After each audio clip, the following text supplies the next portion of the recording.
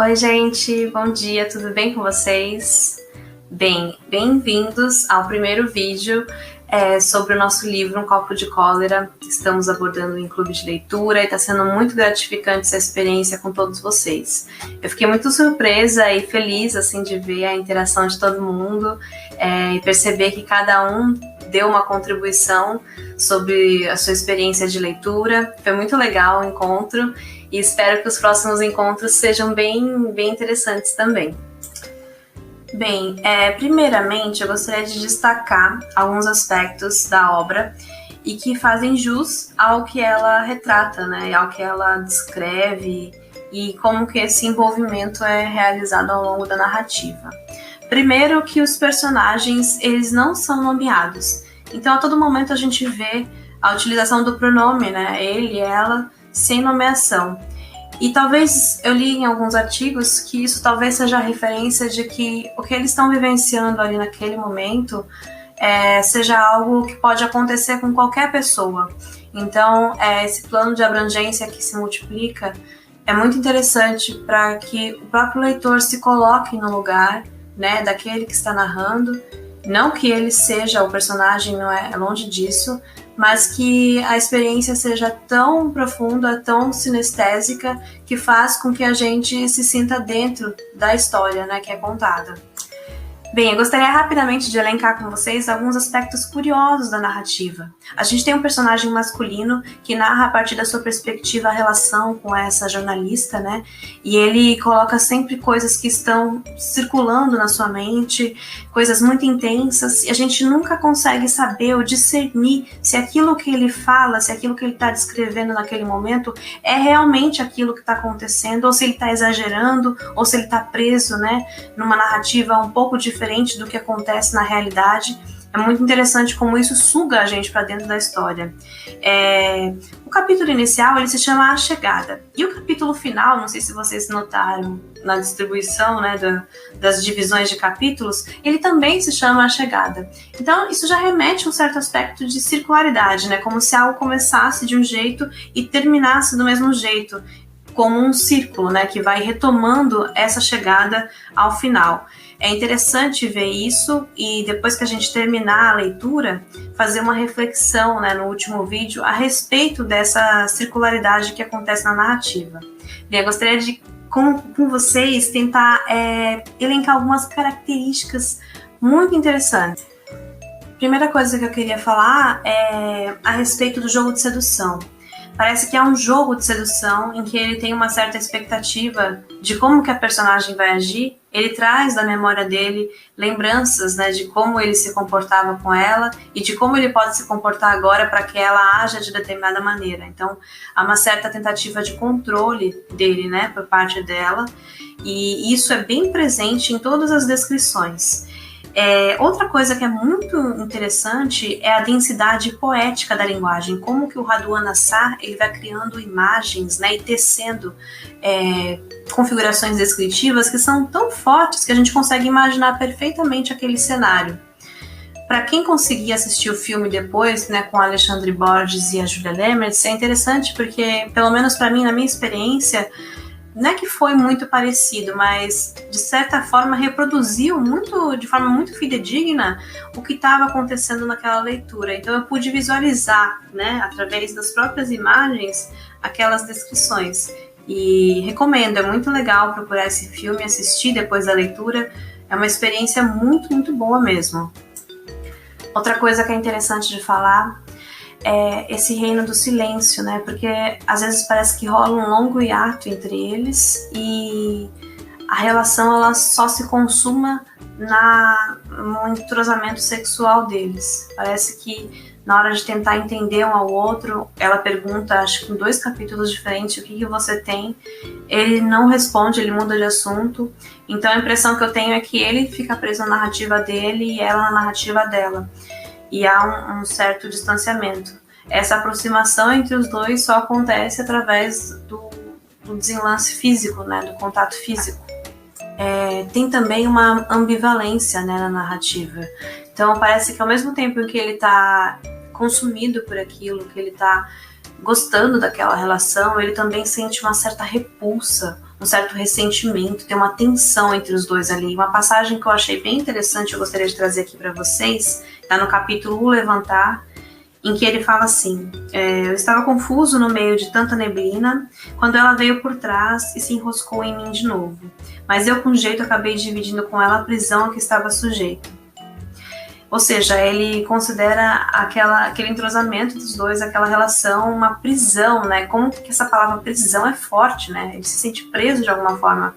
Mas, ao mesmo tempo, parece que ele quer ter uma prevalência sobre a relação, que ele quer dominar e que ele reconhece que ela estava submissa a ele.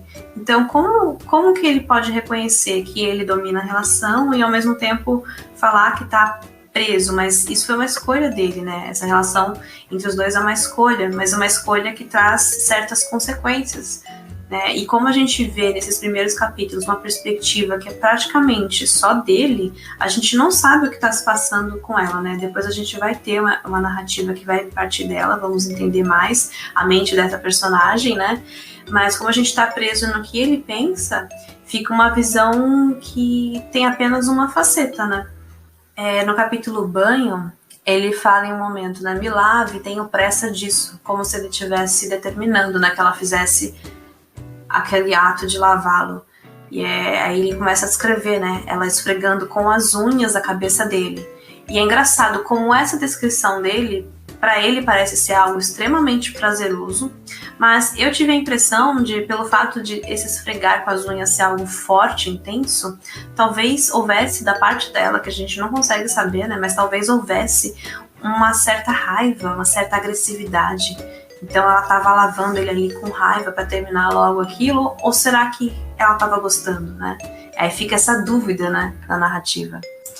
Bem, para finalizar o último capítulo, quando ele fala no café da manhã, né, aparece a figura da Mariana, que é a funcionária da casa que trabalha com eles, e ele descreve ela de uma forma assim muito desrespeitosa, falando o jeitão de mulata protestante, como se o fato dela querer alguma coisa ou solicitar algo e ter desejos e vontades fosse equivocado, errado. Esse protestante aparece de um modo muito pejorativo.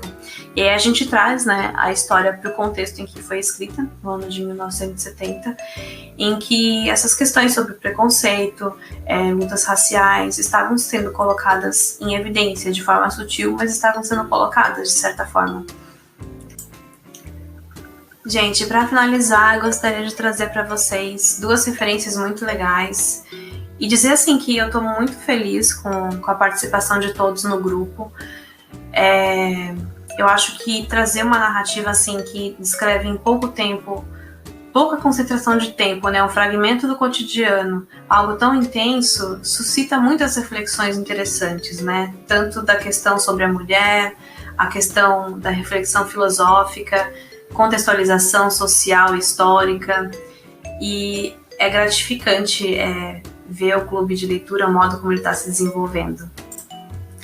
Eu não sei, a todo momento quando eu estava lendo o livro, eu lembrei de uma questão mitológica, né, do mito de Andrógeno. No mito de Andrógeno, a gente tem, na origem dos tempos, 3 figuras, né, então seria Andros, que seria o filho do Sol, figura masculina, Ginos, filha da Terra, figura feminina, e o Andrógeno, né, que seria uma figura composta dos dois, teriam 2 rostos, 4 mãos, 4 pernas, e seria capaz de rolar, fazer movimentos muito fortes e eficientes.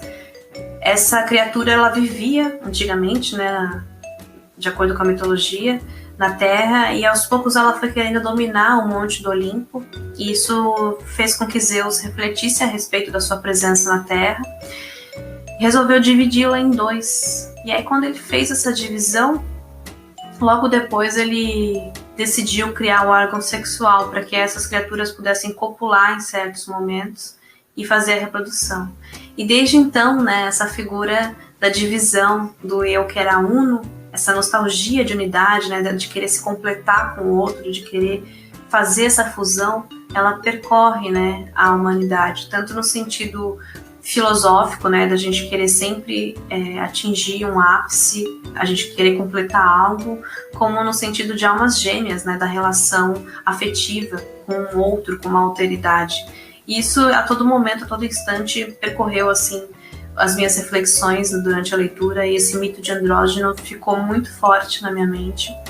Eu acho que é uma boa referência para a gente refletir como que esse personagem, né, ele, né, como ele não é nomeado, como que ele tem esse desejo de ter essa fusão, de ter essa relação, mas ao mesmo tempo ele tem essa separação, e essa separação que faz dele um indivíduo, né, mas um indivíduo que não está completo, ele quer se completar, mas essa completude nunca é realizada, e essa cólera, né, que emerge dele, essa cólera de numa fusão sexual tentar atingir esse ápice, nunca se concretiza porque é fugaz, né, porque é temporal, e é um desejo que assola a humanidade, né.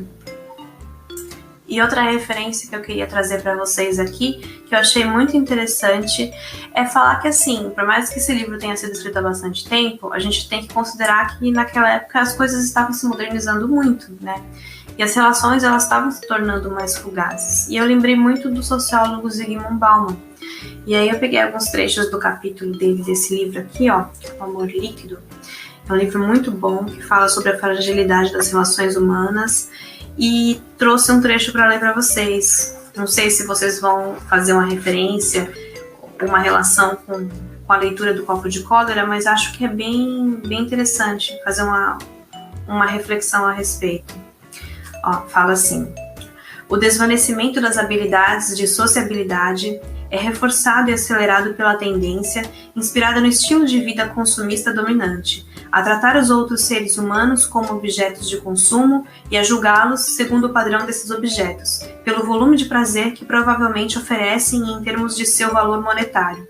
Na melhor das hipóteses, os outros são avaliados como companheiros na atividade essencialmente solitária do consumo, parceiros nas alegrias do consumo, cuja presença e participação ativa podem intensificar esses prazeres. Nesse processo, os valores intrínsecos dos outros como seres humanos singulares, e assim também a preocupação com eles por si mesmos e por essa singularidade, estão quase desaparecendo de vista. A solidariedade humana é a primeira baixa causada pelo triunfo do mercado consumidor. Então, como que essas relações que vão sendo objetificadas, né, principalmente com a teoria crítica, a cultura de massa, o desenvolvimento do capitalismo, como que essas relações elas vão se tornando objetos e acabam se esfacelando no ar, né? Como que a gente se relaciona com o outro, mas o prazer que eles nos proporciona, os benefícios que a gente tem com essa relação acabam se esfacelando, né? Se desvalorizando. A gente não observa mais isso, não reflete sobre o que o outro pensa, não tem a capacidade empática mais ampliada do jeito que era antes.